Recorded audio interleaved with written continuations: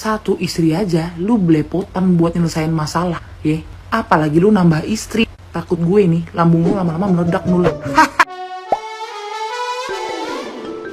Kasus Inara Rusli dan Insanul Fahmi yang menggunakan dalih pernikahan siri untuk menghindari jerat perzinahan disorot oleh netizen yang budiman sekaligus edukator hukum dengan akun @hermanhukum2 melalui perbandingan ancaman pidana. Ia memaparkan fakta mengejutkan bahwa ancaman hukuman untuk delik kawin tanpa izin seperti bigami yang diatur dalam pasal 279 KUHP lama jauh lebih berat, yaitu maksimal 5 tahun penjara. Angka ini kontras dengan sanksi perzinahan pasal 284 yang hanya 9 bulan.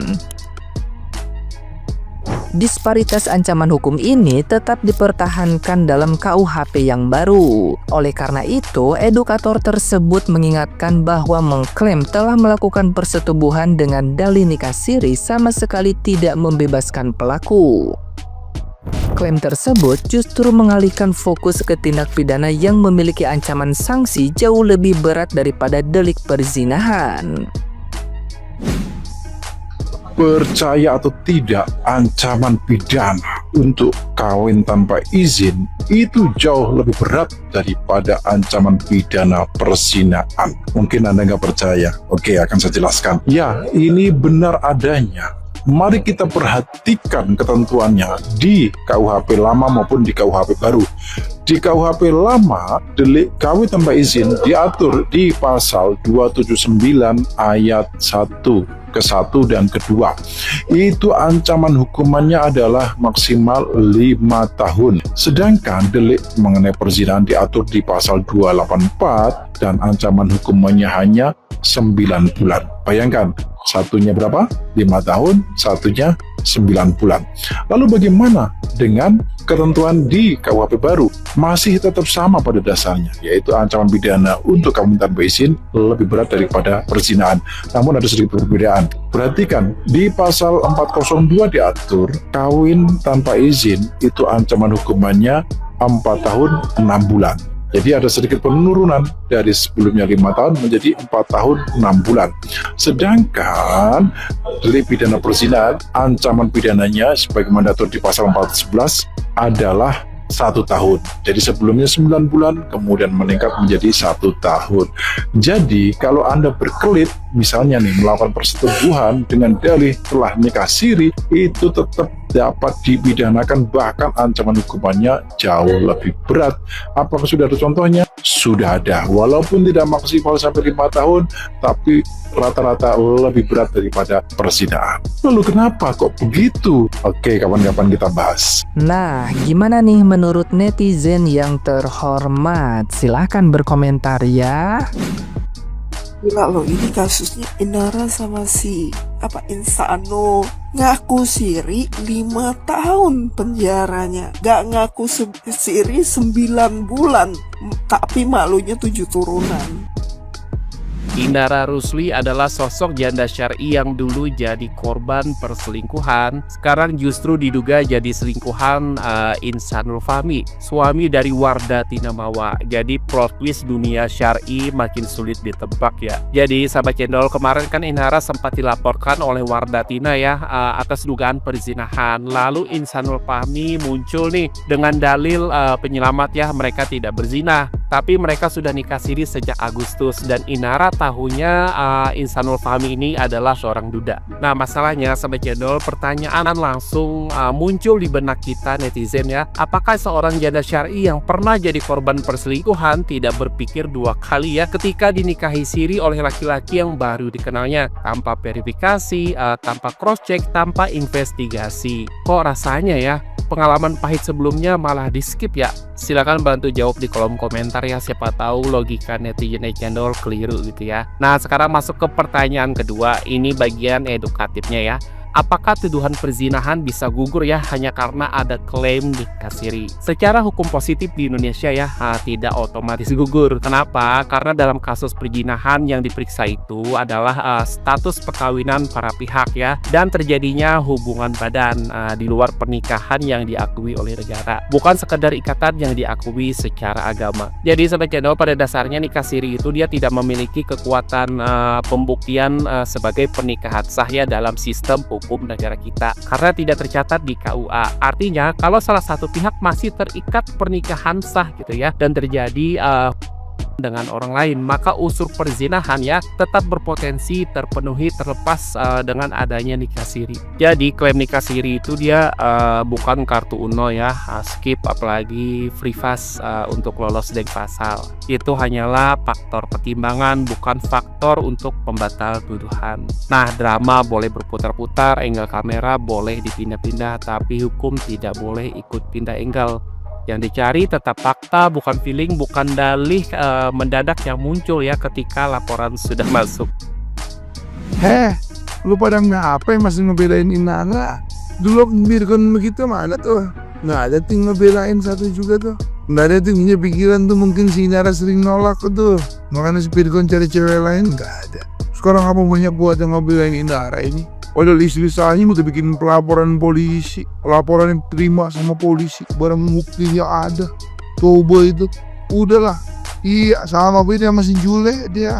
Inara juga ditipu bang. Katanya suaminya akui udah tinggal lihat KTP-nya, tinggal minta akte cerainya. Kan dia sering taklim tuh. Ada bikin munakahat, bikin pernikahan, masih banyak ilmu-ilmu yang bisa diterapin sama dia. Biar dia nggak gampang ketipu. Nggak bisa begitu, alibi aja itu mah. Nggak ada lagi yang bilang puber kedua bang. Waktu Virgon nggak dibilang puber kedua tuh. Lu pada ngapa? Biarin be udah istri saya ngeluapin kesalahan dia. Itu mah hak dia. Dia mah istri sah. Dibikin pelaporan juga hak dia. Demi istri sah. Malah dibilang ini istrinya terlalu cemburu. Sekarang si Naranya hidupin pelan. Pertama bilang A, ditanya istri sahanya. Terus datang lagi pakai akun lain, cuman bilang rekan bisnis.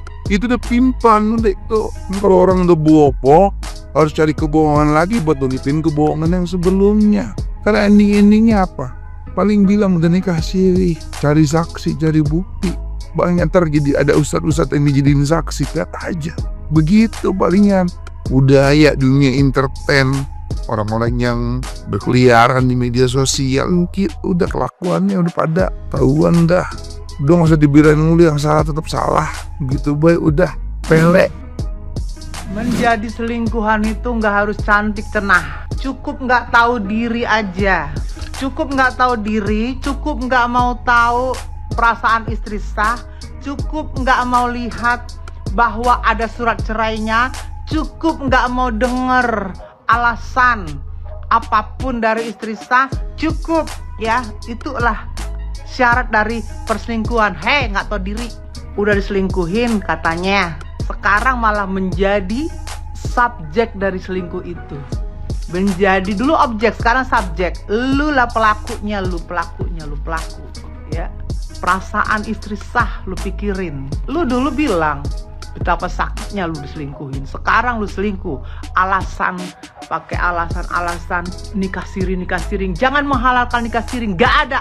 Nikah siri itu sah, nggak sah.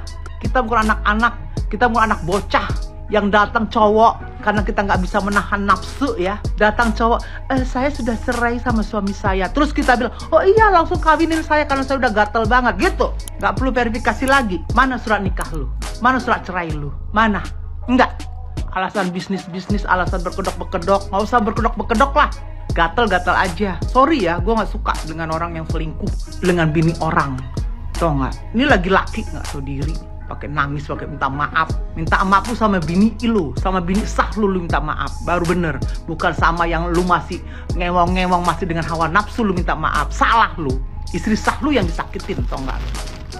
Pakai nangis lu, nggak usah berkedok-kedok agama deh. Ya, nggak usah berkedok agama. Gue, kalau suami gue pertama nggak meninggal, nggak bakalan gue menikah lagi, tau nggak? Sampai sekarang awet perkawinan gue nggak pernah mau. Begitu kata laki gue udah duda, gue minta duda apa? Duda meninggal. Mana surat meninggalnya? Mana surat kematiannya? Gua datangin rumahnya, gua datangin keluarga. Bener nggak ini Duda meninggal? Gua datengin. Setelah bener baru. Jangan kegatelan, ya tahan nafsu, ya tahan. Berawal dari bisnis, tapi jadi nikah sirih. Apa sih yang di dalam benak kau tuh, Nul? Gak paham aku sama isi otak kau, Nul. Baru kali ini aku lihat orang yang mau minta maaf sama istri, tapi malah datangnya ke podcast. Kau minta maaf, terus kau bahas kekurangan istri kau. Terus aku tanya sama kau emang gak punya salah sama istri kau tuh, ha? Terus bisanya lagi kau ngomong, aku gak narkoboy, aku gak ngobat, aku gak ngerokok. Lu mau klarifikasi atau lu haus validasi nih? Lu kan kerja nih, Nul, ya.